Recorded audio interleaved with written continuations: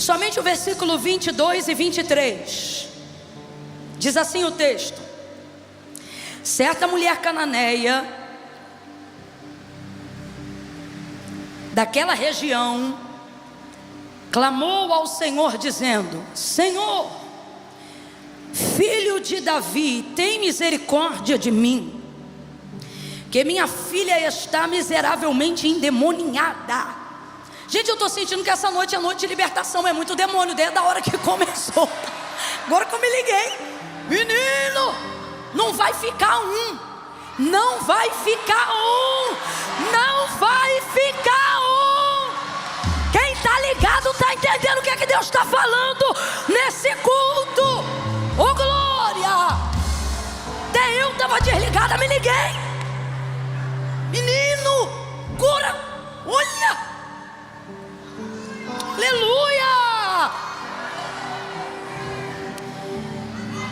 Jesus não lhe respondeu palavra alguma, de modo que os seus discípulos, aproximando-se dele, lhe rogavam dizendo: despede-a, pois vem gritando atrás de nós. Ia ser só esses dois, mas agora que eu entendi, eu vou ler o 28 também. Então respondeu Jesus: ó mulher, grande é a tua fé, seja feito contigo como tu queres. E desde aquela hora sua filha ficou sã. Oh glória, diga amém por essa palavra. Diga glória a Deus por essa palavra. Senta glorificando o teu Senhor nessa noite. Oh aleluia, aleluia, aleluia. Eu amo esse texto, eu amo esse capítulo. Você já deve ter me ouvido pregar nele algumas vezes ao longo dos anos do ministério que o Senhor me confiou. Existem alguns textos, alguns capítulos na Bíblia que me fascinam. Tamanha é a quantidade de lições que a gente consegue extrair em um único texto.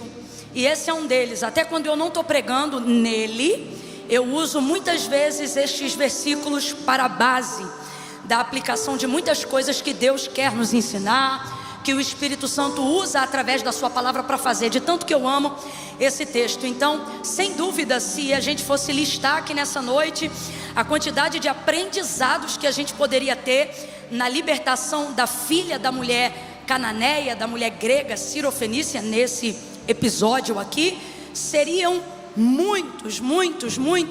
Eu tenho para mim que o culto poderia se estender até meia-noite e a gente não teria conseguido esgotar todas as lições desse texto. Mas nessa noite, agora compreendendo muito bem tudo aquilo que o Espírito Santo está orquestrando desde o início do culto, eu compreendo que há duas coisas aqui que Deus quer que seja dita pela sua palavra, para nós ouvirmos como resposta, como direcionamento dele para a nossa vida nessa noite.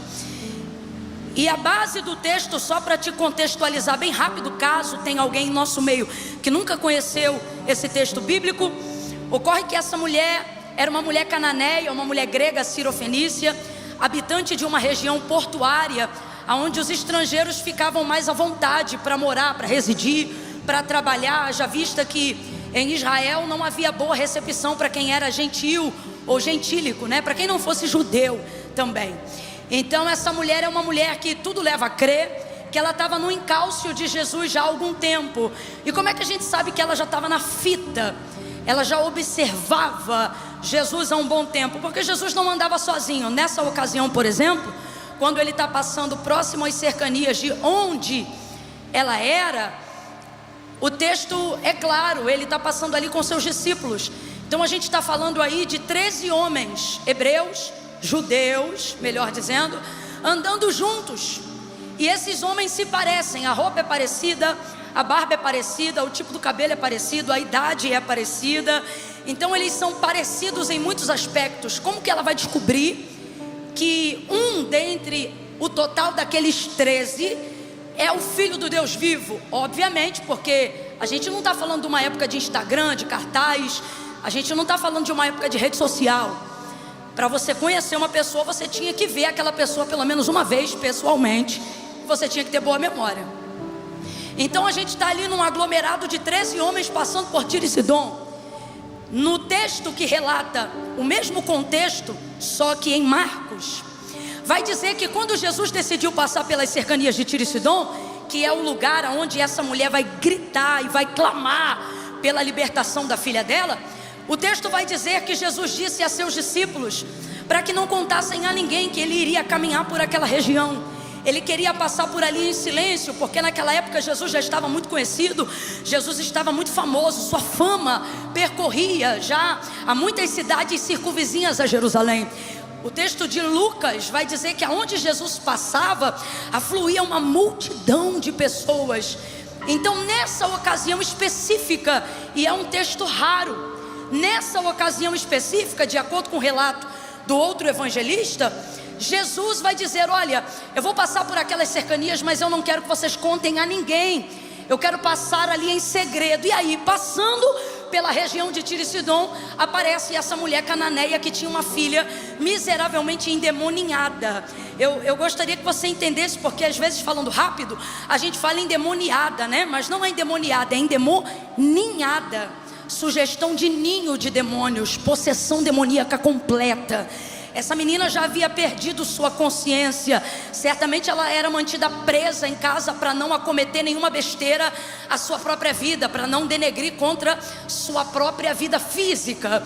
E aí quando Jesus passa nessas cercanias, pedindo aos seus discípulos que mantivessem isso em oculto, essa mulher aparece clamando por essa filha que está endemoniada em casa. E ela já chega no cenário reconhecendo o senhorio de Cristo. Então isso já derruba, gente, qualquer legalidade que o demônio tivesse de manipulação na casa e na vida dela, por ela ser cananeia. Porque talvez você está me ouvindo aqui e não está entendendo o que é. Será que ser cananeu era só ter uma nacionalidade diferente da judia? Não, ser cananeu correspondia não só a uma geografia, mas a cultura de um povo. E o povo cananeu foi um dos últimos inimigos a serem extirpados da terra de Canaã, que Deus prometeu a Abraão quando Josué entrou com o povo na terra. E por que foram um dos últimos? Porque esse povo era um povo sanguinário, era um povo de guerra, era um povo de morte. Esse povo, por exemplo, era adorador de Moloque. Quem era Moloque naquela época?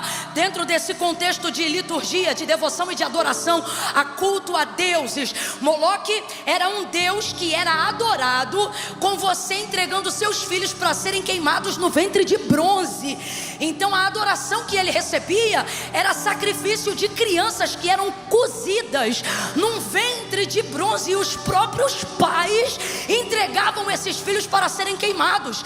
Lá na frente, por exemplo, você vai ver que Deus livrou o rei Ezequias, porque o pai de Ezequias era um homem que era adorador de Moloque. Então essa mulher é descendente desse povo, de um povo de muita malignidade, de muito sangue, de uma cultura muito maligna, de muito sacrifício, de muita morte. Tanto é que isso explica porque que no grego o termo que ela usa diz assim: olha, Senhor filho de Davi, tem misericórdia de mim, que é minha menininha. Porque menininha é o termo grego utilizado para se referir a uma moça que ainda não completou os 13 anos de idade. Então a gente fica pensando: rapaz, que nível de legalidade uma criança de 13 anos vai dar para o demônio tomar posse da vida dessa criança nesse nível? Só que não era apenas ela, mas sobre tudo que envolvia a casa, a família e esses anos de devoção a deuses estranhos. Só que essa mulher, vendo tudo o que Jesus fazia, e como é que você sabe, Camila, que ela já tinha visto o que Jesus fazia? Porque você busca Jesus primeiro pelo testemunho. Toda pessoa que foi curada ou liberta, ela viveu isso em Cristo primeiro por um testemunho. Marcos capítulo 5, o texto vai dizer que a mulher do fluxo de sangue, ouvindo falar sobre Jesus, teve uma fé no seu coração e passou a dizer consigo mesma: se tão somente eu tocar na orla das suas vestes, eu serei curada. E você conhece essa história. Ela foi para a rua, tocou na orla das vestes de Jesus, e o texto diz que na hora ela foi curada. O que deu a ela essa fé? O que deu a ela esse poder? O que fez Jesus liberar sobre ela virtude? A fé que ela desenvolveu em cima daquilo que ela ouviu falar sobre Jesus, porque o que nos move é a fé, e o tipo de coisa que você ouve determina em que você vai acreditar, determina os lugares que você vai acessar, determina aquilo que você vai receber. Eu não sei se você está entendendo, mas já de cara,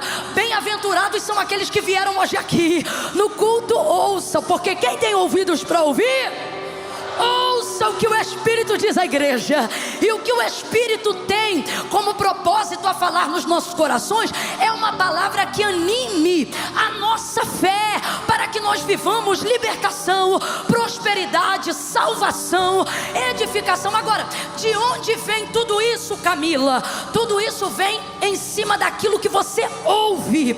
Esta mulher certamente também já havia ouvido, e eu tenho para mim, sou eu que estou falando agora, eu tenho para mim que não só ouvido, mas ela também já tinha visto. E por que eu acho que ela já tinha visto? Porque, como eu disse no início, tem 13 homens amontoados, andando em caravana, em Tiro e Sidom, juntos, e ela reconhece que um deles não é como eles. Ela reconhece que um deles não tem o mesmo poder que eles têm. Ela reconhece que um deles faz o que ninguém faz, é quem ninguém é, e ela vai direto nele. Completa para mim, para eu ter certeza que você está acompanhando. Ela vai direto, bora, ela vai direto, ela vai direto nele, ela clama a ele, e sem visão de intermediário, essa mulher alcança antes da cruz algo que nós só conseguimos alcançar depois da cruz. Depois da cruz, aquele que clamar será salvo. Depois da cruz, aquele que invocar o nome do Senhor será alcançado. Depois da cruz, aquele que confessa e deixa alcançará misericórdia. Mas nesse dia aqui, a cruz ainda não tinha chegado.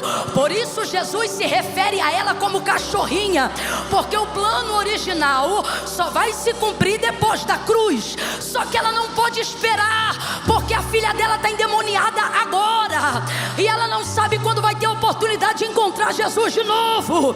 Aí, apesar de você ver Jesus chamando ela de cachorrinha, você percebe que ele está abrindo todas as portas para ela entrar. Por quê? Se você olhar o texto, você vai perceber que Jesus não fez nada naquela região que ele decidiu passar em secreto, a não ser libertar a filha dessa mulher. Me diga que outra coisa Jesus fez ao passar em Tiro e Sidom. Apenas cumprindo a profecia bíblica de Isaías, que seria somente passar. Fora isso, o maior ato e efeito provocado na passada de Jesus ao decidir andar por Tiro e Sidom foi apenas um. Qual? Libertar a filha dessa mulher. Vem comigo. Então essa mulher não tem direito, essa mulher não poderia receber. Só que ela entende que está diante de uma oportunidade. E o texto diz que quando ela vê Jesus passando pelas cercanias de Tiro e Sidom, ela bota a boca no trombone, irmão, e ela vai arrebentar com toda a legalidade de ídolos que tem na casa dela com uma palavra só. A sanidade da filha veio depois, mas o alcance do poder de Cristo na casa dela começou na hora que ela começou a clamar, porque ela reconhece o senhorio de Cristo. Camila, como é que eu faço para quebrar todas as legalidades? Como é que eu faço para quebrar todo o peso? Como é que eu faço para eliminar todo o derramamento de sangue que foi feito até hoje na minha vida? Você tem que fazer o que essa mulher fez. E o que ela fez? Ela entendeu duas coisas. Primeira, que estava diante de uma oportunidade. Segunda, que diante de uma oportunidade você não se envergonha, você vai para cima, você luta por ela. E como ela lutou, a primeira palavra que saiu da sua boca foi Senhor. E esse S, pode olhar em casa, é maiúsculo. Ela não está chamando ele em respeito por ele ser homem ou por ele ser mais velho. Quando ela diz Senhor, o que ela está dizendo é: eu reconheço que tu és o Filho do Deus vivo. O que ela está dizendo é: eu reconheço que tu és o Deus dos deuses. Eu reconheço que tu és o Senhor dos senhores. O que isso significa? Quando ela abre a boca para dizer: Senhor, filho de Davi, tem compaixão de mim. Senhor, filho de Davi, tem compaixão de mim. Sabe o que ela está dizendo?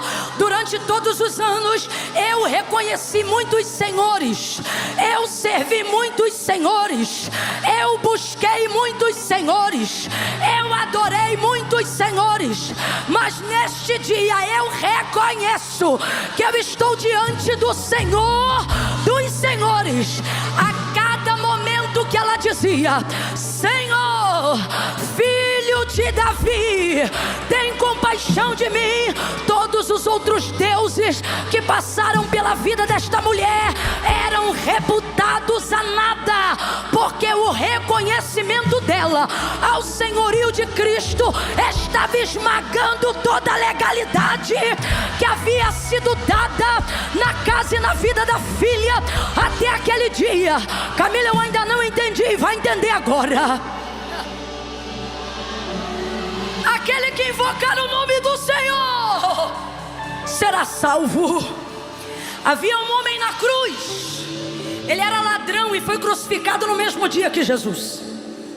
E esse homem era réu do inferno, aonde, de acordo com o Apocalipse, o fogo não apaga e o verme não morre. Era para lá que ele iria logo depois da sua morte, porque ele era bandido, porque ele era ladrão. Ele estava ali por um motivo de condenação.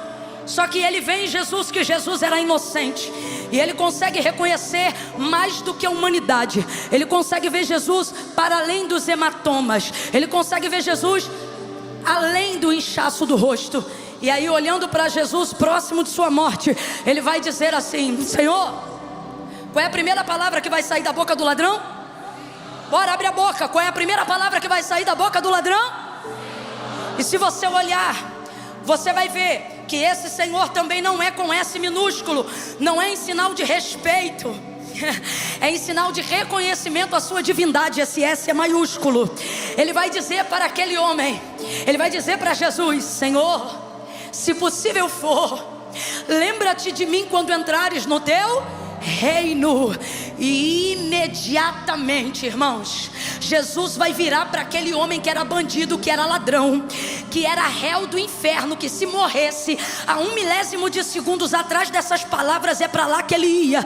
E toda a sua vida agora será transportada do império das trevas para o reino do Filho do seu amor, por causa de uma palavra que ele liberou. Ele disse: Senhor, ele disse: Senhor, se possível for, lembra-te de mim quando entrares no teu reino. Na hora, Jesus vira para ele e diz: ainda hoje ainda hoje, eu estou sentindo a autoridade de Deus para dizer isso aqui. Diga bem forte assim comigo: ainda hoje.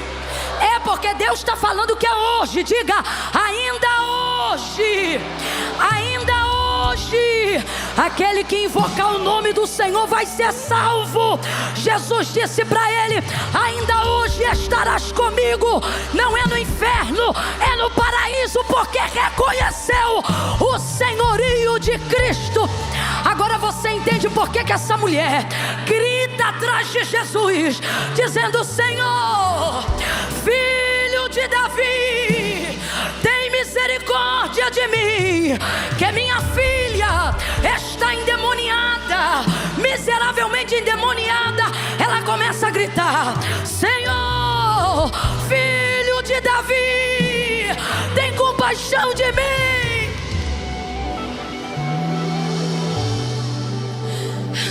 Mas ele não responde nada. Ele não responde nada. E ela não para de gritar. E ele não responde nada. E ela não para de gritar. Eu não sei quanto tempo ela gritou. Eu sei que enquanto ela gritou, por nenhum momento ele respondeu. Ela está desesperada.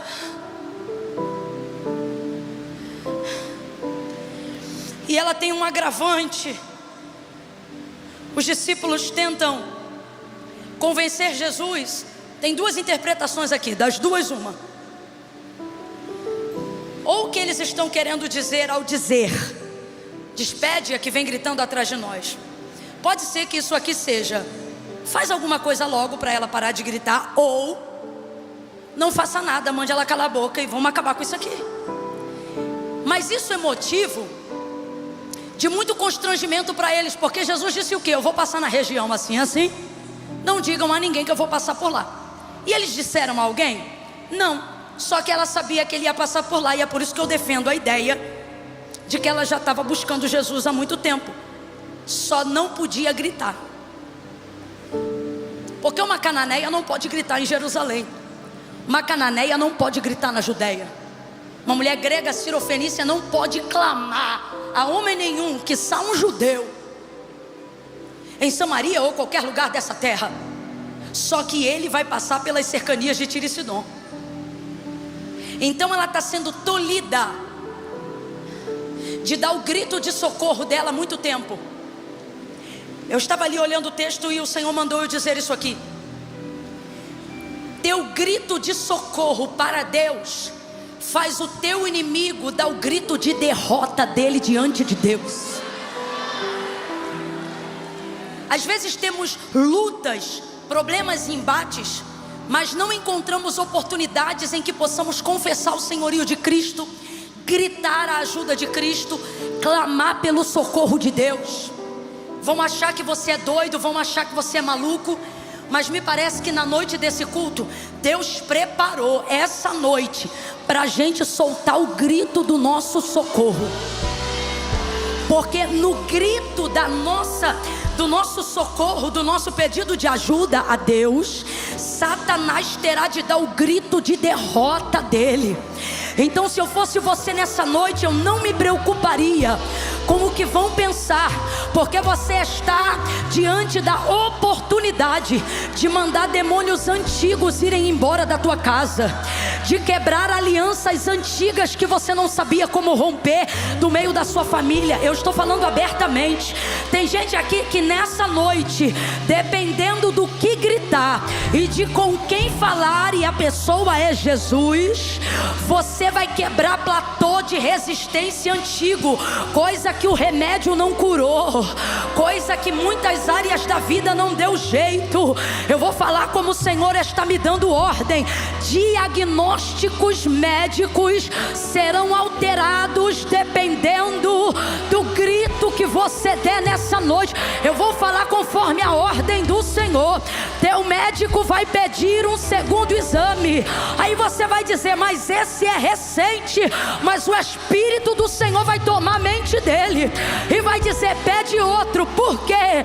Porque naquele dia lá ela gritou, e enquanto ela gritava, esse tumor que não saiu com rádio, que não saiu com químio, vai sair pela fé.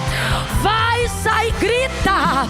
Eu não sei qual é a área da tua vida, mas está liberado. Lagoinha, Alphaville, grita o teu Senhor. Senhor, Filho de Davi, tem misericórdia de mim. Tem misericórdia, tem misericórdia, Filho de Davi. Solta teu grito, clama. Qual é a porta que está fechada? Clama. Qual é a doença que precisa ser repreendida? Clama. Filho de Davi, tem compaixão. Eu vou te dar mais um minuto.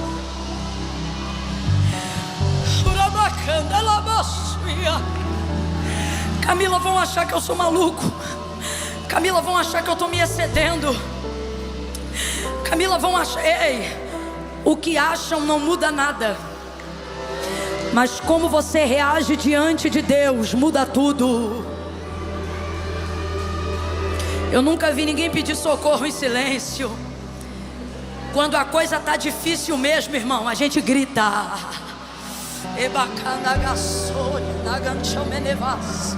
Quando a coisa está difícil, a gente grita, socorro! Só que o Senhor está dizendo, você não está clamando o vizinho, você não está clamando o irmão, você está clamando o Senhor dos Senhores. Meu irmão, ela grita e Jesus não responde nada. Aí texto diz que então o agravante que eu estava falando com vocês se aproxima, que são os discípulos dizendo: olha, despede, pois vem gritando atrás de nós. Completa aí para mim, por favor. Despede, pois vem gritando atrás. Vamos lá? Despede, pois vem gritando. Então vamos lá. Quando você estava diante de um rabi, de um mestre, e Jesus é mestre e os seus discípulos se referiam a ele como rabi, na cultura judaizante o rabi anda um passo à frente dos seus discípulos. Então mesmo que eles estivessem andando em grupo, em fila ou ladeados um pelo outro, a tendência, de acordo com a cultura, é que Jesus esteja sempre à medida de um passo, coisa de 50 centímetros, meio metro, no máximo 1 metro de distância deles. Não distante o suficiente que não ouça a voz ao andar junto, mas a ideia é que o rabi, o mestre, sempre esteja no mínimo uma passada à frente. Por quê? Porque é ele que mostra o caminho, é ele que diz para onde vai. Então todos os outros caminham no encalço de um passo atrás dele. Isso é uma questão cultural. Então Jesus está aqui, os discípulos estão aqui, e ela está onde? Atrás de quem? De todos os discípulos, de todo mundo. Quem é a última? Quem é a última? Fica melhor, né? Quem é a última? Ela. Vamos lá? Quem é a última? Ela. Por isso os discípulos se aproximam de Jesus. O texto diz que eles se aproximam de Jesus e dizem: despede-a, pois vem gritando atrás de nós. Eles representam para nós nessa noite aqui um tipo de público que está mais perto de Jesus do que nós, e que poderia usar essa influência para abençoar quem está clamando. Só que o problema é que a gritaria dela revela que a logística que eles deveriam criar, que era qual? Não deixar ninguém saber que Jesus ia passar por ali. Então veja, a gritaria dela revela o que eles não conseguiram fazer. Então, de certa maneira, Pedro, João e os demais discípulos estão um tanto quanto constrangidos, porque Jesus não é de pedir muita coisa. Nesse dia ele só pediu uma coisa. E o que foi que ele pediu? Não deixa ninguém saber que eu vou passar por ali. E de repente chega então uma mulher gritando naquelas cercanias. Rapaz, o grito dessa mulher acabou com a logística deles. Então quando eles se aproximam de Jesus, pode ser que eles estejam dizendo: faça logo alguma coisa, ou não faça nada, mas despede. Então uma coisa não dá para tirar do texto. O quê? Você pode refletir se eles queriam que Jesus a abençoasse ou não, mas isso é no campo da conjectura, porque não está escrito. O que está escrito? Que eles pediram Jesus para mandá-la embora. Isso está escrito. Então não vou aqui emitir juízo de valor, mas vou pregar o que está escrito.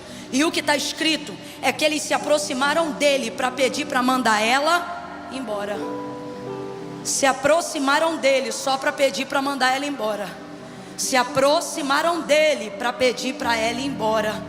Quanta gente usa da intimidade que tem com Deus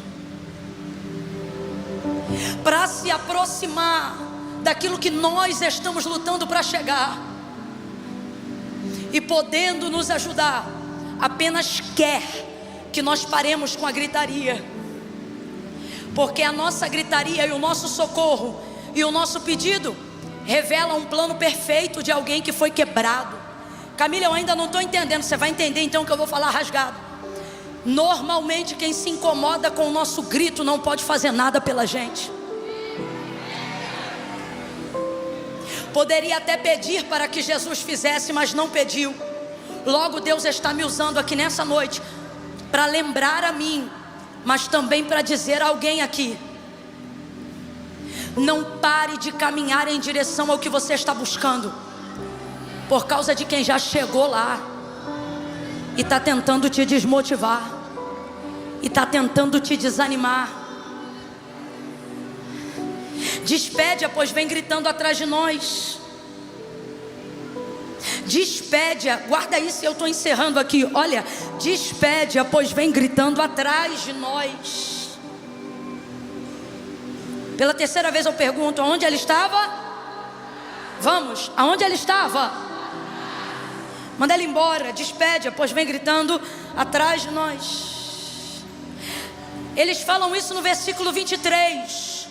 No 25, só pulou um versículo, o texto diz assim: e ela chegou. Oh, não pare de clamar, não pare de clamar. Deus está falando com alguém aqui. Não pare de clamar, não pare de gritar, não pare de orar. Não se importe com o que andam dizendo, com o que andam falando. São pessoas que às vezes estão numa posição mais privilegiada do que você. São pessoas que às vezes têm mais ciência de quem Deus é do que você. É gente que às vezes tem uma palavra de autoridade até na boca. Eu não vou mentir não, eu vou pregar como está escrito. Às vezes você vai perceber que a despedida, que o desânimo vem de quem anda com ele, vem de quem está do lado dele. Vem de quem fala com ele. Mas ela não parou, ela não parou. Eu tenho para mim que antes deles pedirem Jesus para parar de falar com ela, eles já devem ter feito algum gesto para que ela parasse. Mas essa mulher era imparável, porque quem sabe o que está indo buscar não para por qualquer obstáculo. Ela era imparável. Ela precisa da libertação da filha. Ela precisa quebrar essa cadeia de demônios. Ela quer levar para casa uma carta de ordem de despejo para estes demônios. Ela saiu de casa decidida: eu vou aproveitar essa oportunidade. Esta quarta-feira é noite de decisão. Aproveite esta oportunidade e volte para casa com ordem de despejo. Ela clama, ela grita. Eles se incomodam, eles não gostam, eles dizem: manda ela embora. Mas ela continua caminhando, ela continua caminhando, ela continua caminhando. Eu estou sentindo a graça de Deus aqui. Vão difamar, vão bater, vão falar mal, mas ela continua caminhando. Ela continua caminhando. Ei, vai ter batalha espiritual, vai ter parente falando mal, vai ter homem de Deus tacando pedra, mas ela continua caminhando. Ela continua caminhando. Ela vai.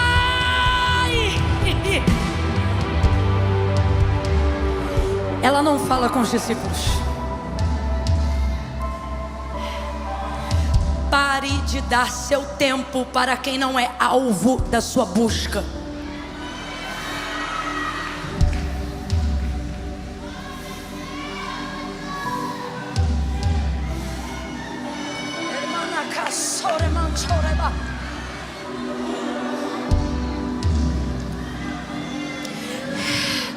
Enquanto eles falam dela,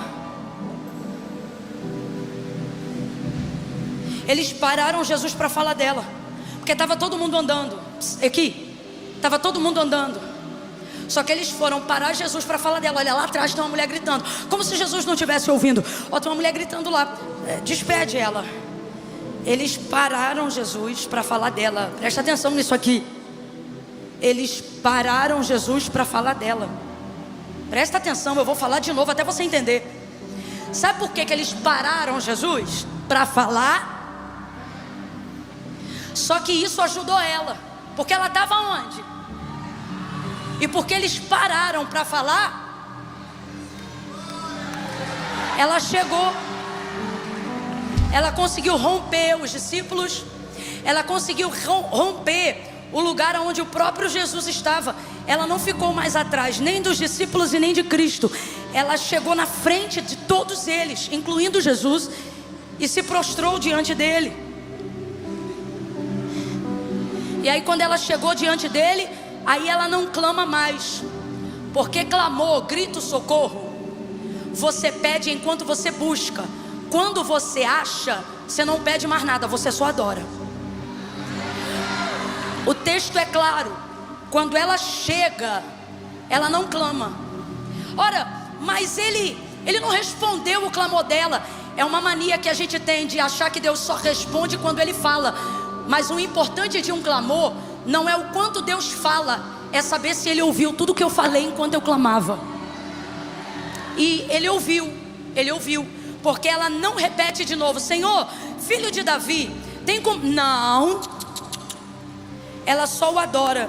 O texto diz que ela o adorou e apenas disse assim: olha, Senhor, socorre-me. Socorre-me de quê? Ela não precisa falar, porque ela já passou uma quantidade de tempo clamando. Ah, mas ele não respondeu nada. Mas a maior prova de que ele ouviu tudo é que ele respondeu ela com coerência. Quando ela disse: Senhor, socorre-me, ele responde: não é bom pegar o pão dos filhos e deitá-los aos cachorrinhos. Duas verdades e eu encerro. Primeira, quando você tiver um alvo e estiver buscando pela tua vida e pela tua casa, mais serão os que te tentarão parar do que os que vão te ajudar. Não atrase a sua chegada respondendo ninguém no caminho. Só não pare de caminhar, porque enquanto eles param para falar, você chega. Enquanto eles param para falar, você chega. Segundo, quando chegar, lembre-se porque você veio. Já falou o que tinha para falar. Camila, mas Jesus ainda não me respondeu. Mas você precisa ter certeza que Ele te ouviu. Fé não é confiar no que Deus vai fazer, é ter certeza que Ele está acompanhando tudo que eu estou fazendo. E Ele é justo. Senhor, socorre-me. Não convém pegar o pão dos filhos e deitá-los aos cachorrinhos. O termo original era cão, mas ele não consegue chamá-la de cão, porque ela entrou numa brecha. O judeu que tinha um servo, uma serva que não era judeu, mas reconhecia o Deus de Israel como seu Deus, ficava como agregado na casa servindo. Tipo Ruth e Noemi: teu Deus é meu Deus, teu povo é meu povo. Ela era moabita. Para essas pessoas era usado o termo cachorrinho. Isso te escandaliza, mas eu estou falando de um contexto cultural. Então o que é cão? O cão é na rua, mas o cachorrinho é aquele que tem acesso. Ela compreendeu que quando Jesus disse: não convém pegar o pão dos filhos e deitá-los aos cachorrinhos, ela está entendendo que Ele não está dizendo eu não vou fazer, mas Ele está dizendo não é conveniente que eu faça. Então ela pensa: isso não é um não, isso é uma brecha. E ela concorda dizendo: sim, Senhor, mas também os cachorrinhos comem das migalhas que caem da mesa dos seus senhores. Aí Jesus vai se assustar, né? E vai dizer: ô mulher. O termo original era cão. Cão ele não conseguia e passou a chamar de cachorrinho. Só que depois que ela manifesta tamanha fé, ele não consegue mais chamar nem de cachorrinha, ele chama de mulher. E o que fez isso? A fé. A fé dignificou aquela mulher. A fé no que Ele pode fazer, tira a gente do monturo e coloca a gente em lugares de honra e de dignidade. Ele disse: ô mulher, grande é a tua fé. O plano da cruz ainda não podia chegar lá, mas Ele aceitou o plano dela. Por isso Ele não diz: vai e seja feita a vontade de Deus. Ele diz: vai e seja feito como tu queres. E desde aquela hora a sua filha ficou sã. Não era tempo dele pegar o pão da mesa. Não era tempo. Mas a migalha foi o suficiente. Essa mulher teve um entendimento muito grande. Eu não posso esperar, por favor, me ouça. Ana, pode ir vindo para cá, minha amiga, por favor.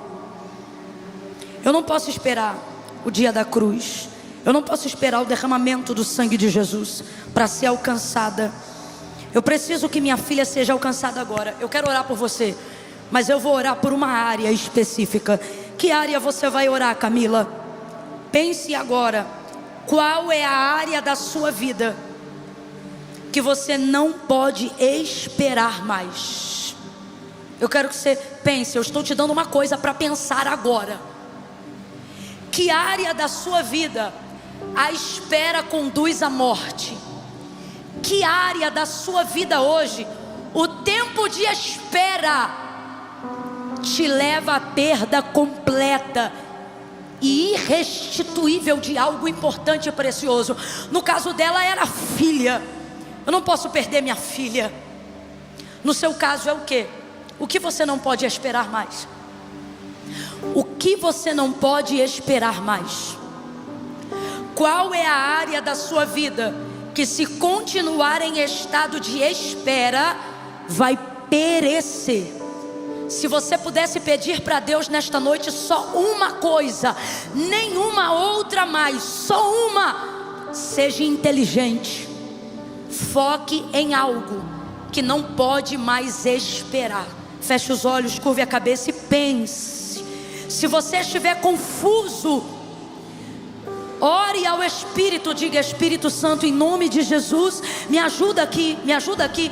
Organiza meus pensamentos. O Senhor sabe, a minha vida está tão conturbada. Me ilumina aqui. O que eu apresento agora diante do profeta, o que eu coloco agora diante do teu altar, qual é a área da minha vida urgente, importante, relevante, que está perecendo? Qual área minha está para morrer e não pode morrer? Qual área da minha vida está sendo disputada pelo inferno e sem a tua ajuda eu vou perder, Senhor? E por isso nessa noite eu quero colocar isso diante do Senhor, porque maior é o que está comigo do que o que está no mundo. Traga isso agora. Ore ao Espírito, ore, ore.